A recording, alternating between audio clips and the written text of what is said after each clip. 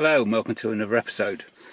I have my amplifier swapped, my Meridian Amplifier. I've got the GT Line S, which is the top level before you get to a GT of the trims in the UK. And I noticed that something was missing when I went into the menus.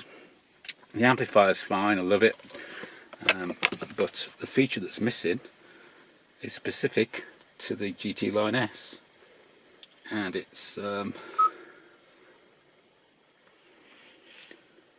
active sound design. It's gone. I will put that up there with a picture of the menu so you can see that as well. Basically, if you go into setup, sound, and scroll down, in the middle of there was active sound design, so it's completely gone.